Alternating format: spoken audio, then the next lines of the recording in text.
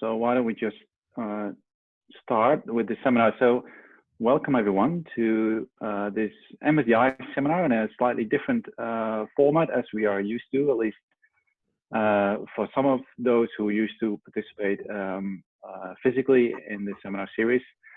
We've always been providing Zoom links for the seminar series, but now it's entirely on Zoom. And that means it's a bit of an experiment. I've never hosted a seminar online, so let's see how it goes. Before I introduce Wendy, I would like to maybe just a bit of housekeeping, given that there are quite a lot of people at this meeting. I suggest that we will use the raise hand function when we want to ask a question. So for those who don't know where that is, if you click on the participants button at the bottom of the Zoom window, you will see a participants list on the right. And there's also a raise hand button, which you can use. And I'll try and keep a look on the list. So if there are questions, I will hand over to the person who asked the question. Also, feel free to ask questions in the chat if that's more convenient. All right. So welcome to Wendy Stubbs. Wendy is an associate professor in the human geography, the School of Social Sciences at Monash University. Wendy has a history, a career, both academically as well as professionally, working on corporate sustainability. She's been working from the time she did her PhD in 2006 at Monash University on how businesses can integrate sustainability and sustainable development in their business models.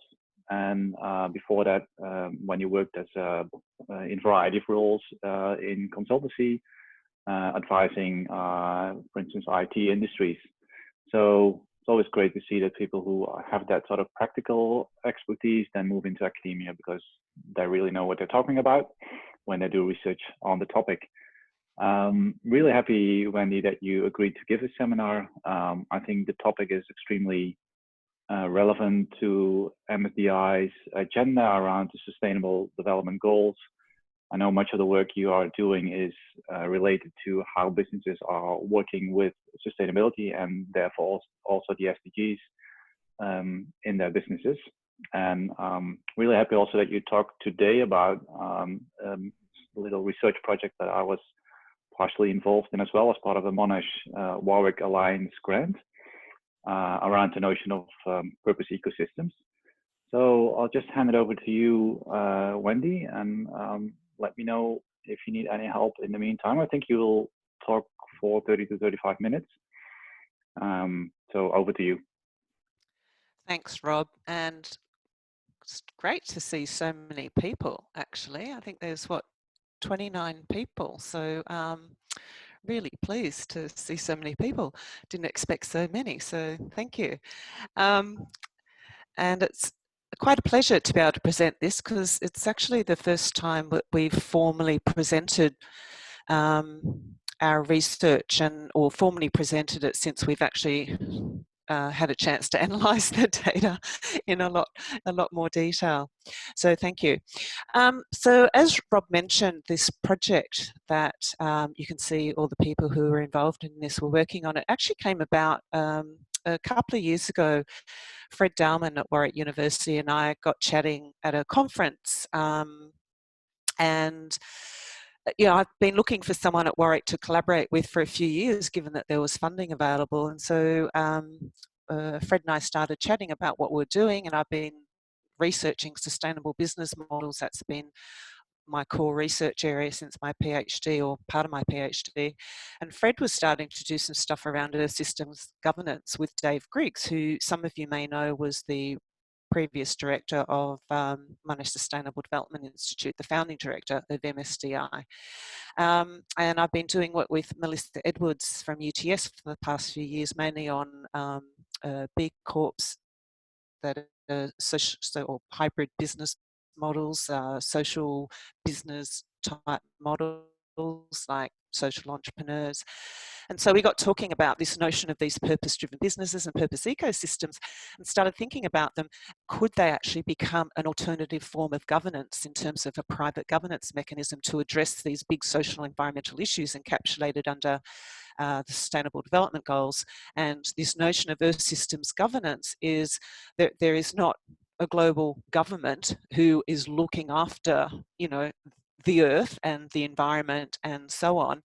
So these governance mechanisms that can ensure that we can have good environmental outcomes and achieve the Sustainable Development Goals, and seeing that business is a significant actor in all of this. But, you know, how can business, you know, who are driven by environmental and social outcomes be actually an alternative governance mechanism to help achieve this? So that's really got us interested in pursuing this and sort of saying, well, let's see if we can actually see if this kind of thing is actually happening. It might be happening in our heads, but is it something that's actually happening out there in business?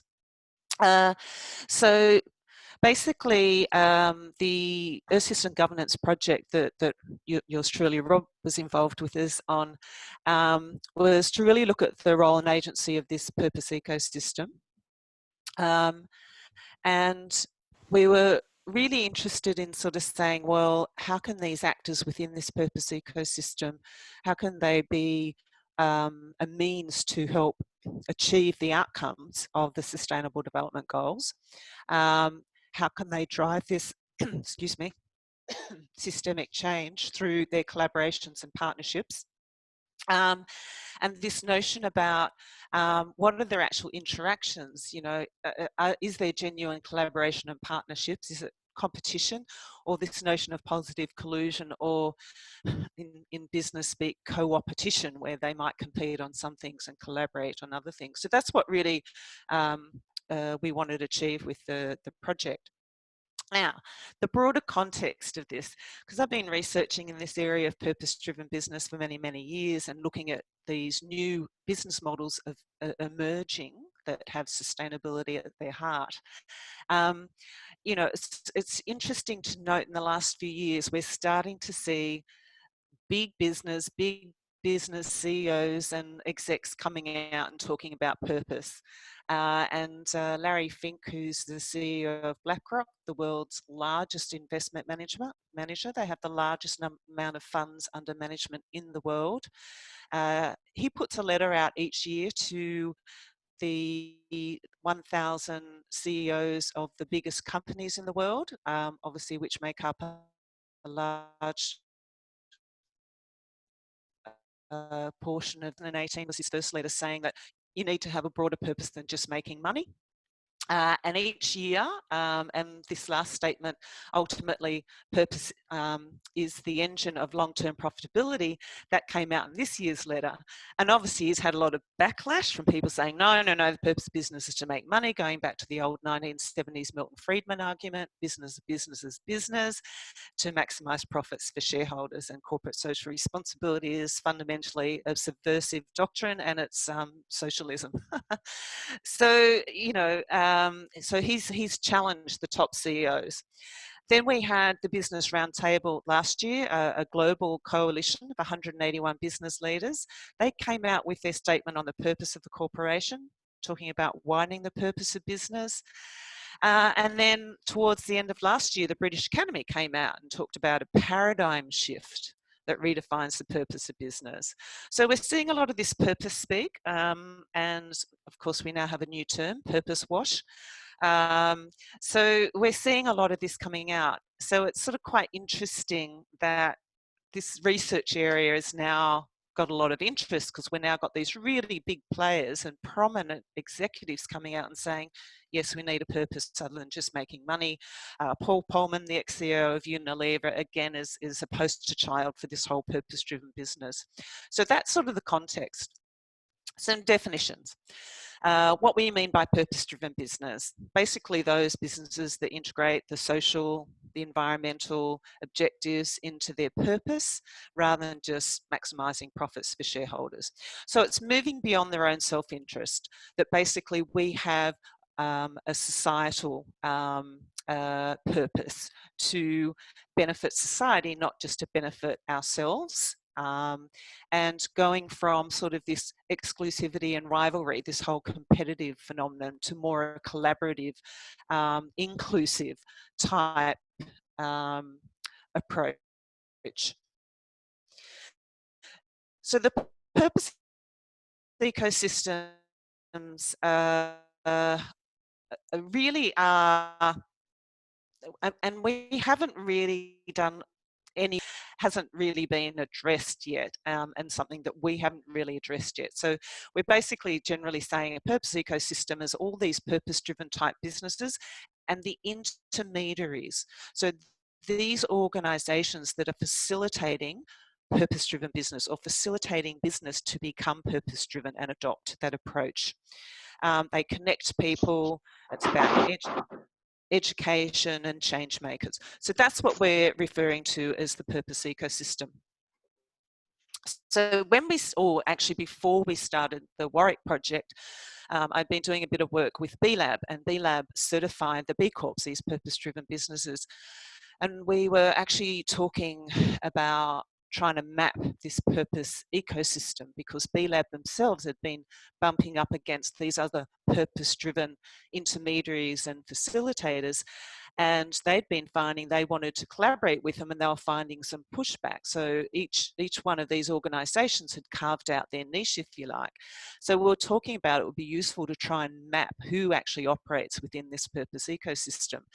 So we did a bit of just desk research, and this is not comprehensive. This is just a sample of what we're coming up with in terms of trying to map what this purpose ecosystem looks like. And there are a large number of consultancies, big ones like EY, Ernst & Young, have a purpose practice, a global purpose practice. In Australia, there's a partner of purpose.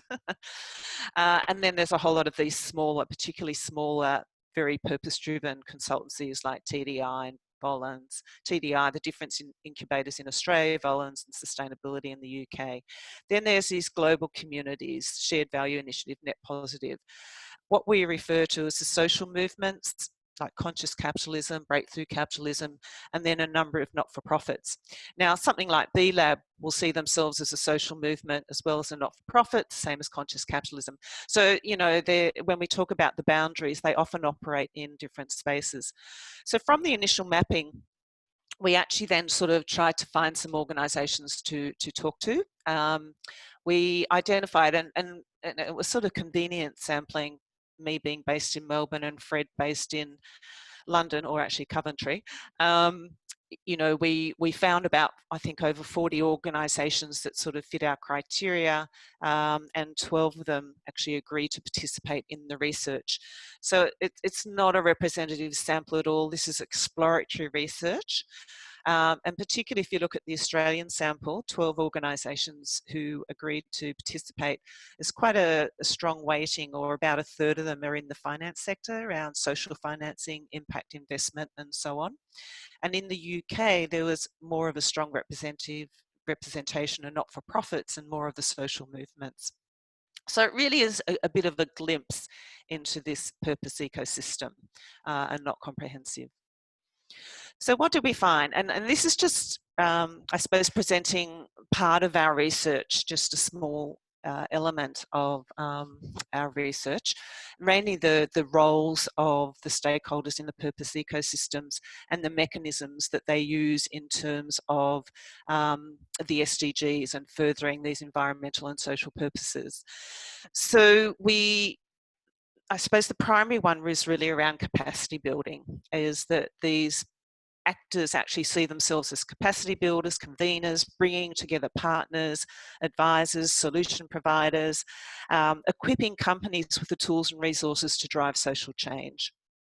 So they're creating communities of practice, they're sharing learning experiences, and to build the capacity of the purpose ecosystem. So that's one of how they see themselves, as capacity builders. Education and awareness. Basically, they see this really as a critical lever for changing the way that people think, in order to get business into a mindset of thinking about a different way of doing business.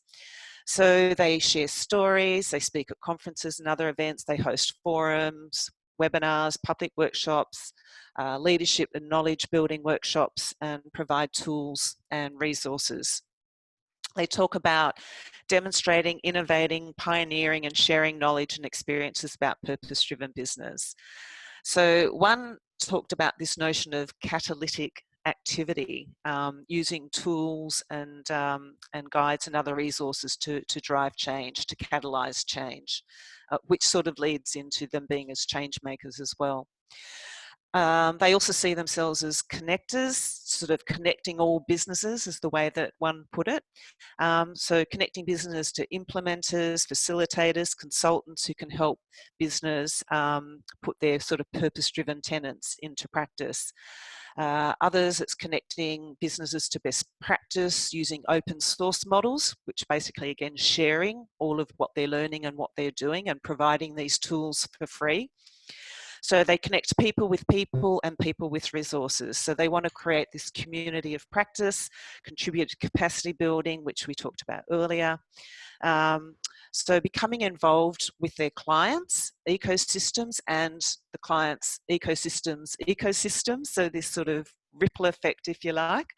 They do a lot of informal networking, as this quote shows. They introduce stakeholders to others so they can share lessons and so on and so forth.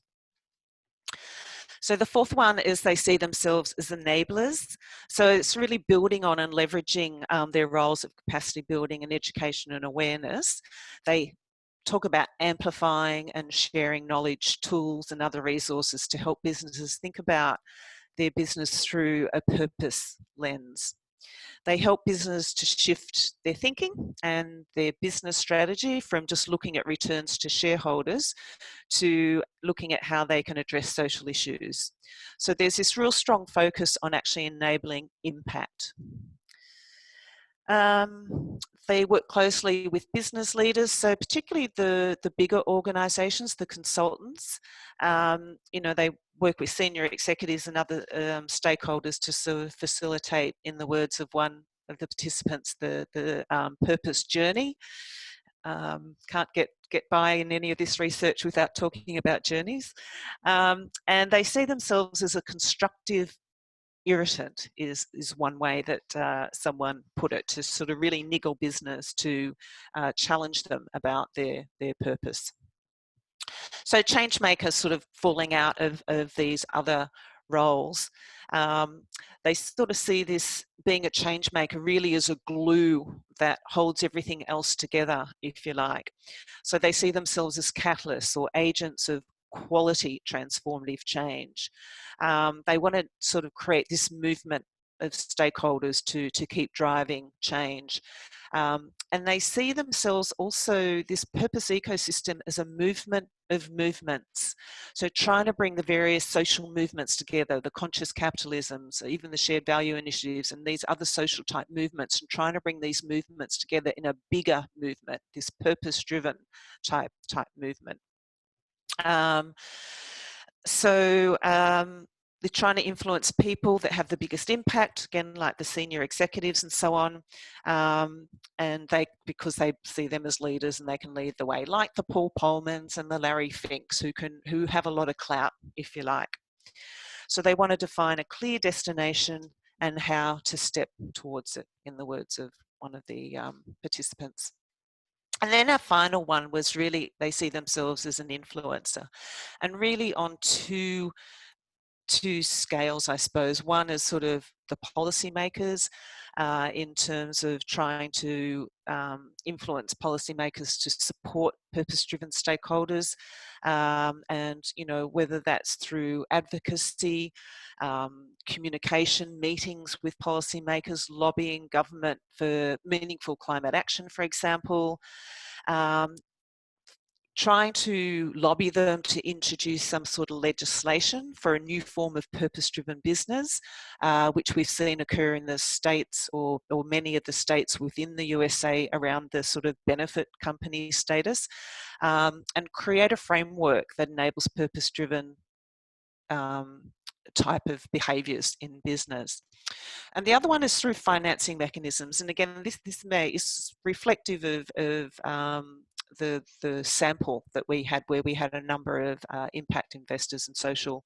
So there's a lot of work around purpose-driven in this financing sector, social financing and impact investing. So they really see themselves as influencing owners and managers of capital, of financial capital, to reorient their investment portfolios towards sustainability outcomes. So they're really the 6 main roles that we saw stakeholders in the purpose ecosystem, or the sample that we actually spoke to. And oops.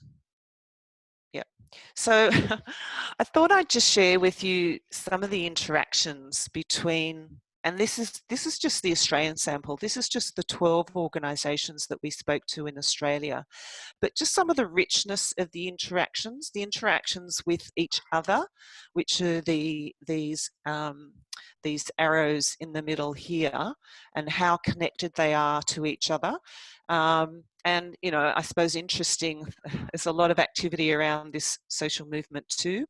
But also all these other actors that they're interacting with as part of this purpose ecosystem, this broader purpose ecosystem. So we're seeing, you know, banks and super funds, consulting firms, governments, entrepreneurs, foundations, the investment stakeholders, and so on. So you can just see a lot of the interactions that are going on within, in terms of these sort of intermediaries and who else they're actually trying to influence. And this is sort of even more not-for-profits, other purpose-driven organisations. Obviously, purpose-driven organisations are part of this purpose ecosystem. We don't necessarily see them as the intermediaries that are doing all these enabling, facilitating, connecting, and so on. Social enterprises, social traders. So in Australia, there's well over 20,000 social enterprises. Indigenous groups, that's another one that came through in several of the interviews. So it's just, I suppose, an illustration of the richness of the interactions between this small sample and the kinds of you know, where they're pushing out to try and push out to drive change in the broader sort of business area. Okay, so then we sort of looked at the mechanisms for actually addressing the SDGs, and again what they saw their role in terms of the SDGs, considering they're purpose-driven and it's all about social and environmental outcomes which are embodied by the SDGs. They have had varying, I suppose, explicit interactions with the SDGs. So some of them see their role as really driving the SDGs, and others more implicit, if you like. But I suppose really they see the SDGs as a powerful tool that they can use to help organisations and the boards of the organisations. And so the SDGs, particularly the work being done by the UN Global Compact in Australia. Most of the big businesses in Australia sign up to the Global Compact. Global Compact's been heavily pushing the Sustainable Development Goals. So there is a penetration into those executive levels, if you like, in businesses, corporations around the SDGs. So these purpose-driven actors sort of see that it can be a tool, a language that they can use with the boards to help the organisations understand their contributions to the future, what's sustainable in terms of the environmental limits and meeting up unmet needs. So they see their role as helping organisations to understand what the goals mean, what they are, where organisations have the most impact and can make the most contribution, and how they can link the SDGs into the corporate person, into their purpose and into their strategy. So that's a role that these ecosystems players, these intermediaries, see in terms of driving the SDGs. So others are using it as a guiding framework in terms of starting to integrate the SDGs into their own frameworks and tools that they're using, and their own software tools that they use with their partners, the clients, and other stakeholders. I mentioned the Global Compact Network, so a couple of them are actually partnering with the Global Compact Network to integrate the SDGs into their own impact assessment tools and their own platforms to make it easier for business to see how they can contribute to the SDGs through their purpose-driven, their work. Also, they use it to help businesses benchmark against other businesses and other industries and so on. So really as a language to help them work with particularly the senior executives who are more exposed, if you like, to the SDGs than they are to this sort of purpose-driven speak, but also as a guiding framework and integrating it into their own frameworks. And I suppose at this stage that with this small sample is the extent to which the SDGs, or they're really using the SDGs to drive change. And in terms of, back to our original research questions, if you like, around how these can contribute to Earth systems governance, they do it, just the nature of their purpose-driven work is all about social and environmental outcomes, but now they're only just really explicitly recognizing that they can formalize it through the SDGs. And we did ask questions about what their theory of change is, and do they see themselves as a governance mechanism, but we're sort of still unpicking that. And this notion, we talked about purpose washing, but a couple of them also talked about rainbow washing, as they're really cognizant of the work they're doing with all these different businesses, that it's not just used as rainbow washing and this notion of cherry picking. I also did some research last year that was funded by CPA Australia, where we're really interested in what companies were doing with the SDGs. So I've been researching, another strand of my research is around sustainability reporting and integrator reporting, which was supposed to be the next best reporting framework for businesses to integrate sustainability into their business. And then the SDGs has come along, and we're really interested talking to businesses about, well, how are you now making sense of the SDGs on top of all this other stuff that you report against? And we spoke to, I think, 25 companies, the big end of town, big companies, publicly listed companies, and so on, about what they're doing with the SDGs. And at this stage, many of them are like, well, we are really just mapping what we're already doing and what we're already putting in our reports against these SDGs, that they are overwhelmed by, I think we counted 57 different frameworks they use to guide in terms of reporting and assessing their sustainability issues. So they're overwhelmed with all these different frameworks. And when something else comes along, like SDGs, it's like, well, do you just add that into the mix, or does it replace something? Of course, we've had TCFD, the Task Force on Climate-Related Financial Disclosure. That seems to be a really big influencer, more than the SDGs or what we found last year. So, the organisations do get a bit overwhelmed by all of this. Okay, now you have to report against the SDGs as well. So at this stage, what we found last year is that don't want to call it rainbow washing, but very much this cherry picking about the SDGs and just mapping what they're doing against the SDGs without really reflecting on what does this actually mean for the organisation? How can I really address some of these really big issues that the SDGs are talking about? So it's just a bit of an aside. So I suppose just to conclude in terms of, I suppose these purpose ecosystem actors, are they a mechanism that can help drive change in terms of Earth systems governance and really help achieve the big goals that are reflected in the SDGs? So it's perceived as it's a useful tool, for helping, framing conversations and helping to influence and drive change in organisations. So that really, when we're looking at these purpose-driven intermediaries, they see it as a means, as a way to actually help them change the nature of business. So what they're trying to do is change business. And basically, I say business, going back to those original statements from Larry Fink and from the Round Table and from the British Academy, is really changing the way that we view business, not as just as a mechanism to generate profits for shareholders, but as a mechanism to drive change in society and help address these big social and environmental issues. Profit as a means rather than profit as an end goal in itself. And as Unilever purport, they've been able to grow their revenues and profits through having this real purpose-driven approach to business.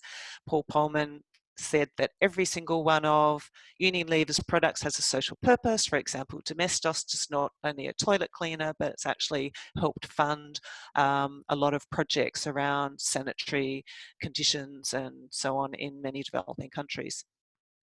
And really, for them, really summing up in terms of these goals, and for us, I suppose, in terms of how we might perceive of these purpose ecosystem actors, it's really about emphasising SDG 17. That really encapsulates what they do in terms of partnerships and collaboration to drive transformative change, in the words of one of the participants. So that's really just a snapshot of our research and our project. So I'll just stop there and then just open it up for questions. Rob, if you want to. Thank you very much, Wendy. That was great. Yeah, I just want to open up the digital floor for questions or comments. So I suggest if you do have a question, please raise your hand in the chat, in the participants list. And while people are doing that, I'll kick off with a question myself. And this is really a question in terms of, I know this potentially wasn't the focus of the research project itself, but you might have ideas about this in terms of how do you assess sort of the success of this ecosystem and actually being influential in shifting purpose of businesses, and in particular beyond the usual suspects. And a sort of a follow-up question is around what do you think would be the conditions under which this ecosystem would become more influential?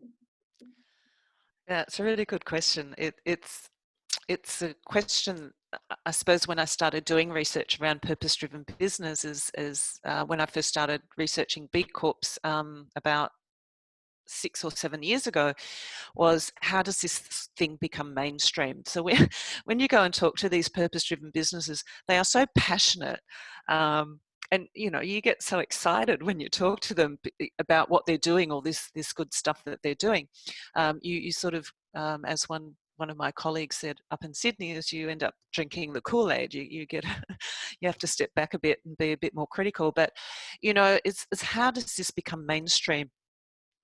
Because a lot of these are very small players, B Corp, B Labs, very small. Social enterprises, while there might be 20-odd thousand in Australia, they're small. Many of them are 1 to 2 person businesses. So how do you get this momentum? And so it's this sort of matter of influencing the influencers. And so if you look at, for example, Unilever, which keeps getting cited all the time, even though Paul Polman has stepped down as CEO, B Corps and B Labs basically have been lobbying those sorts of organisations. You're now getting people like Unilever acquiring a whole lot of B Corps and a whole lot of these purpose-driven businesses.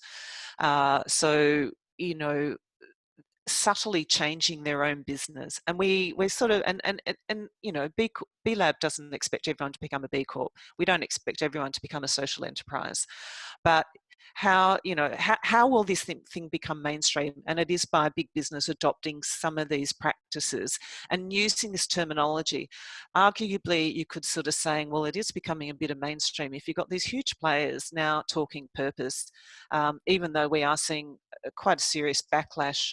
Fortune magazine, for example, you know, basically told, you know, Larry Fink that the 1,000 CEOs he sent the letter to should just ignore him. That, you know, the purpose of business is to make money for shareholders, and you know, anything else is not appropriate. So, you know, the fact that they're willing to stand up in the face of this huge criticism. When will it become mainstream? I don't know, and I don't know where that tipping point is. But you know, as that language becomes normal language for business to talk about purpose and purpose-driven, we're not seeing it yet. We're just still seeing the odd number. However, when I go out and talk to these big organisations in my research now, like last year, you know, that language of purpose is moving beyond. We ended up interviewing board members, not last year, the year before, for another project. So we are starting to see some of that language even in the boardrooms, as well as you know, moving out of the sustainability groups in business. So yeah, it's like any contagion, which is very topical for where we are at the moment. Is, you know, it just spreads. The word spreads, particularly when it gets to the C-suite, the CEO, CFO. I mean, they all talk. You know, when we look at, particularly in Australia, the boards of these large organisations, they're quite incestuous in some respect, because these directors are on multiple boards and they all talk. And we hear that in our interviews. Oh yeah, I was talking to so-and-so, the chair of this board. They told me I should look at this. So, you know, that sort of contagion effect, really.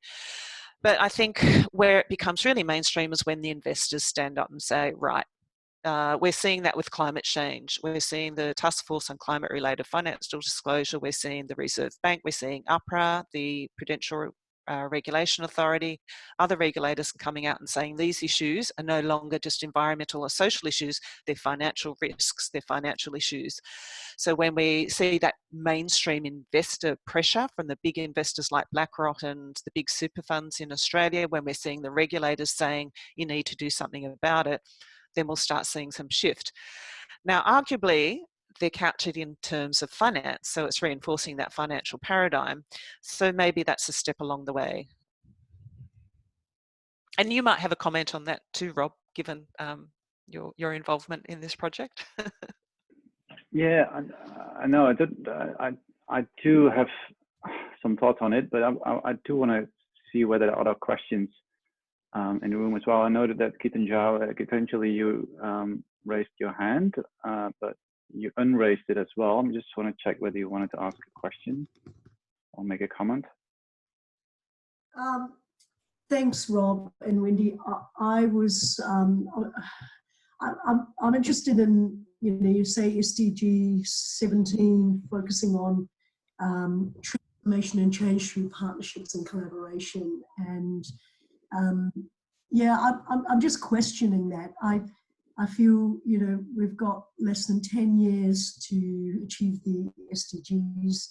The majority of businesses are doing greenwashing. We're not on track at all to meet them. And I guess my question is, what more do we need to support purpose ecosystems to drive the kind of change that these stakeholders are talking about? Because, you know, just talking in boardrooms about purpose-driven business is not enough. And yeah, I don't. I'm just sort of really asking probably a bigger question to say, is this enough? Is this enough to really get us where businesses need to go? And are we seeing shifts in behaviour? I'm not, but I'm curious to know if you are, Wendy. Good question, Ketanji. I think it would make a great PhD project, quite frankly. Look, this is an area where a lot more research needs to be done. I don't have the answers to that.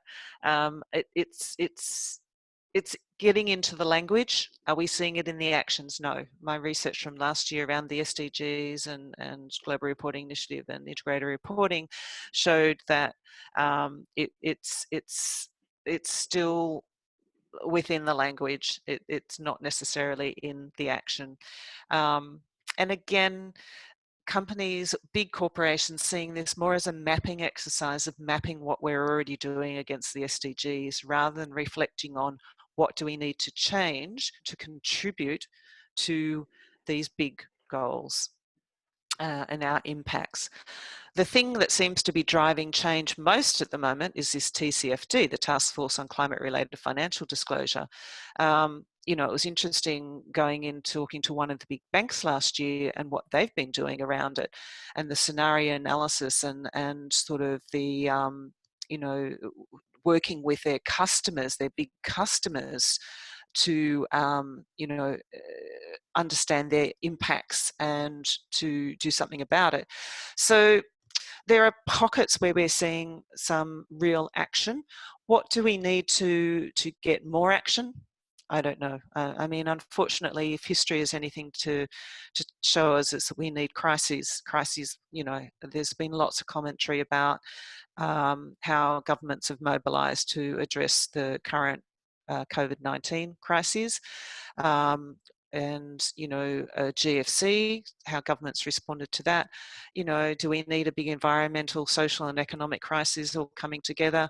You know, the commentary we're seeing around, well, if governments can act so decisively and so quickly to mobilise capital to address our current crisis, then we can do it to address our climate change crisis, for example.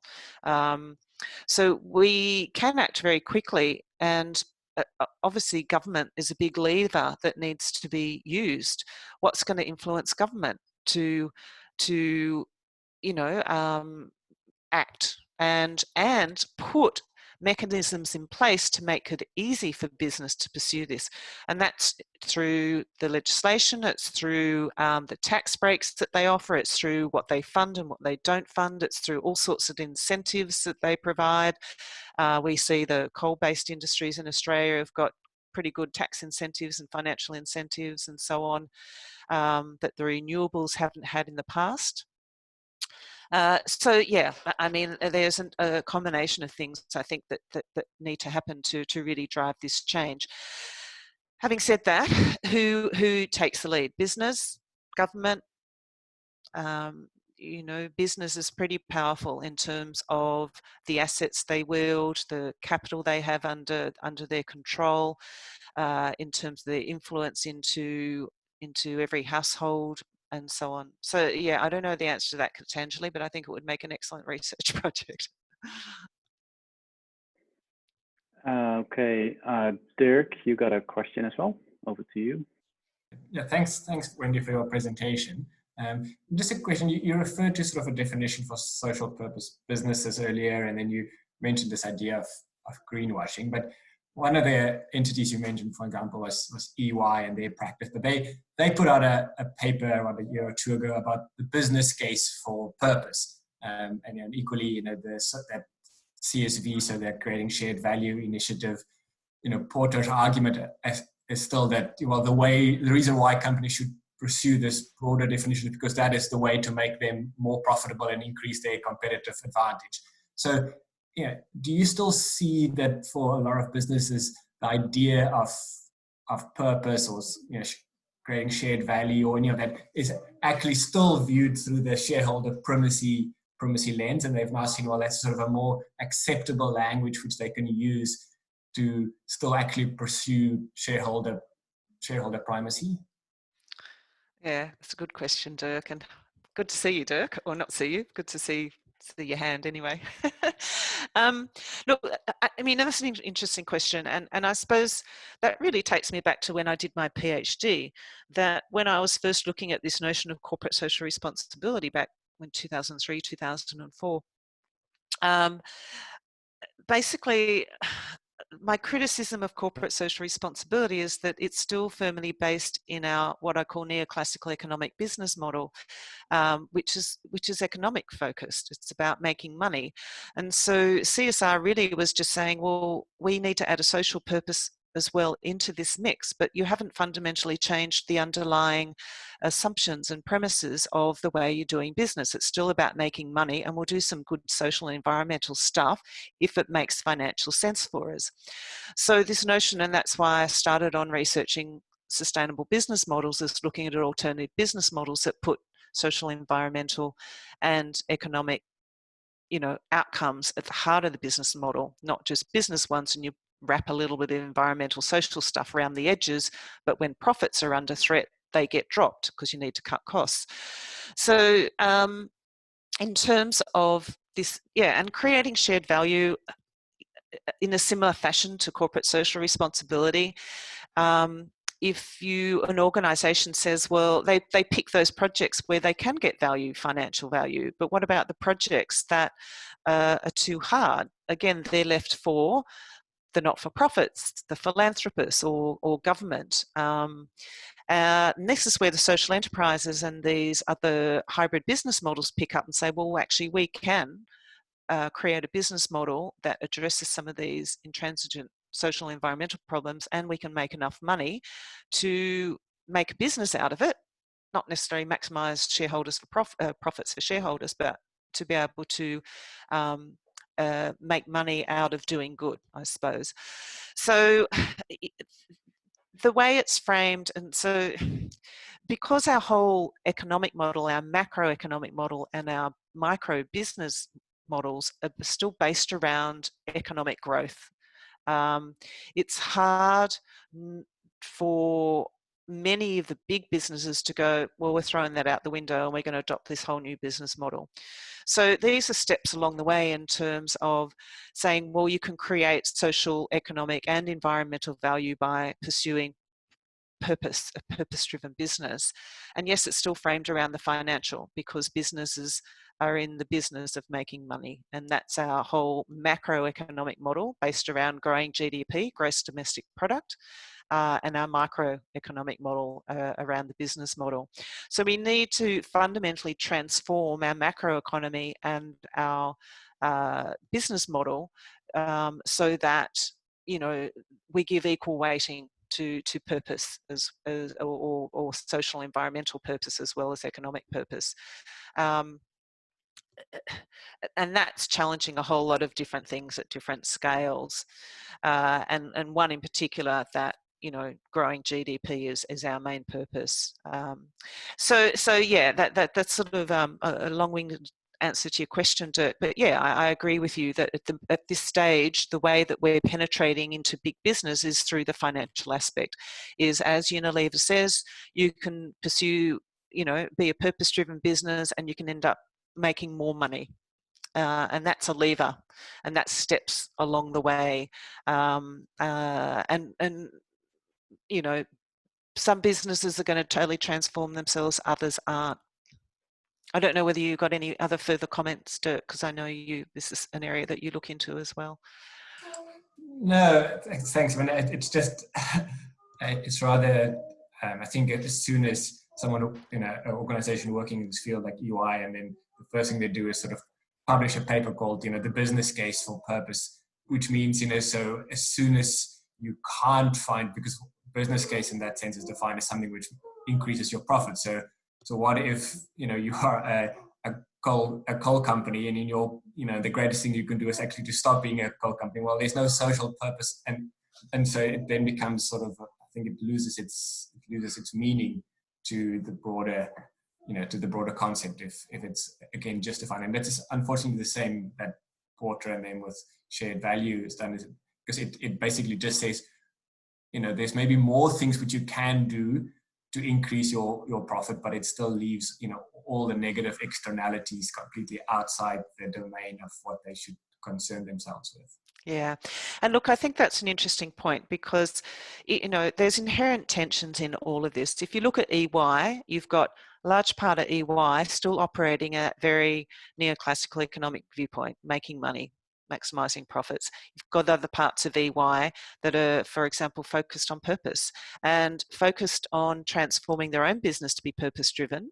And that's a challenge for EY globally, as well as working with, and I mean, it's interesting, EY are flat out providing these purpose services because, again, CEOs are, you know, jumping on the bandwagon in terms of being purpose-driven, because the expectations, societal expectations and expectations from other stakeholders are pressuring them to do that. So, yeah, I mean, and it's, as I said, it's all steps along the way. We're not going to see every big business transforming. There still needs to be a business case. That's fundamentally an underlying principle of how business is done. How do we know if this is a good investment or not? We need a business case. So those things aren't going to transform overnight. But I think you've got to keep questioning this. And if one way to start driving change, incremental change, is through the language of purpose, but having a business case for purpose, that is, you know, CEOs will respond to that, and maybe that's the first stage for many of these big businesses. Thanks, Wendy. And I when you started talking about the sort of the narratives around economic growth and the need for them to change as well, that touches upon a much bigger challenge, I would say. And there are, of course, sort of emerging and also existing narratives on the relationship between the role of business and growth and green and sustainable development. We had ecological modernization in the 1990s and green growth in the 2000s. And more recently, we have narratives which potentially are even more radical around degrowth.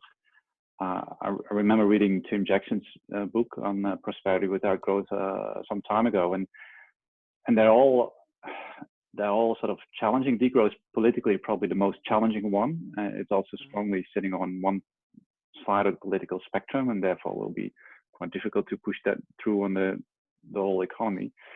But taking it back to some of the workshops I've been in with you when we had actors from the purpose ecosystem there, my sense, they probably fit most with the narrative on sort of green growth and ecological modernization.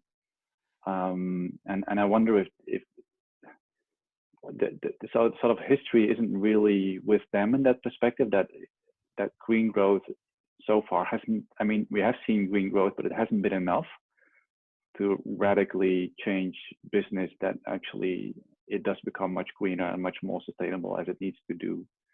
So that's just one observation I had when listening in the workshops. I do have two other questions, so two raised hands. So maybe we have about 5 minutes left, so I suggest we try and keep the questions and answers a bit short, so we can address both of them. So Liz, you go first, and then Abby second.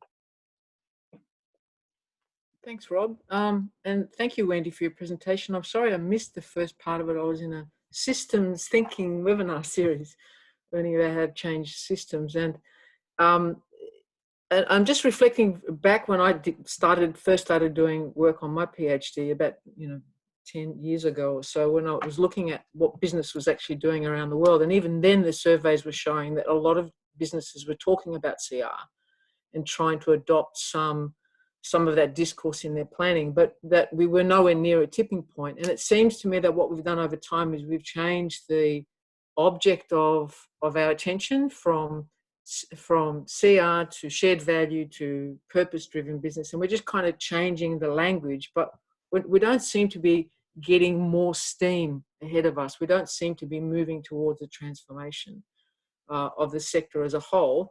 Do we have any evidence overseas where it's mandated and where we've, by government, and we've actually had major changes in business, in the way they operate and in what they do? Well, I mean, if you talk to the purpose ecosystem actors, if you look at the area of impact investment, that's grown hugely. And we're now seeing all the big players get into impact investment as well, because there's money to be made from it. But, if we look at pockets, if you talk to purpose ecosystem players, I mean, we weren't talking about this 10 years ago. So yes, there's been quite significant progress, but it tends to be at the moment driven by smaller businesses, but working together. And that's why we thought, can all of these working together be a force for change? If we look at broader change at the big end of town, no. I mean, obviously in the States where they've now got legislation that business can incorporate as purpose-driven, that's a big step forward. So in that they, part of the Corporations Act is that they're there for their stakeholder benefit, not just shareholder benefit. So that's been a big move. And where they've been pushing for that in Australia for quite a few years now. So we are seeing pockets of change. We tend to hear more bad news than good news. But if you within the circles, there is quite a bit going on, and there is now a sense, just even from our small project, the recognition that they need to do a lot more collaboration, that they have been in some sense working in isolation, but they need to see, and they cross over. They're crossing over each other's patch, and so it's like, how can we work together? So, and I think when you are seeing big players like EY saying we want to be in this space because this is a space where there's going to be future growth. McKinsey published stuff in this area, the global management consultants. So yeah, I think we are seeing change in terms of action on the ground.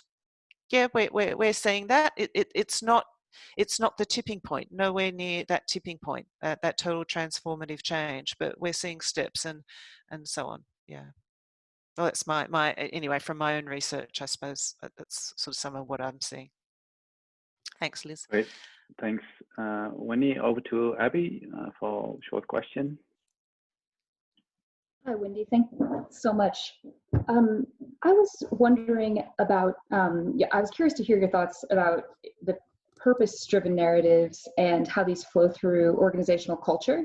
And I wondered whether you see the CEO buy-in as really trickling through, or whether there's been discussion about the ways that translates into performance assessments and incentives and things like that. Yeah, that's a really important question. Part of my research, I've been looking at how sustainability flows through to the sort of everyday actions, and we are seeing it. I mean, we are seeing, we're seeing CEOs and directors compensation focused on outcomes other than just financial outcomes. So bonuses also focused on, for example, if you look in the mining industry, it's about injuries and so on. You're seeing others around customer support, the way we look after our customers. NAB, quite a few years ago, under Ahmed Farouk, that was probably 4 or 5 years ago, basically have a carbon budget, and each of the directors and C-suites bonuses were partially based around achieving that carbon budget in terms of emissions, and that's their direct emissions as well as their embodied emissions in their investment portfolios and so on. So yes, you are seeing some of this flowing through. It's not really sort of so mainstream. I mean, the typical measures are still around financial. In these purpose-driven organisations, definitely they use this as hiring criteria to match values between people they want to hire who, have the same values in terms of purpose-driven values.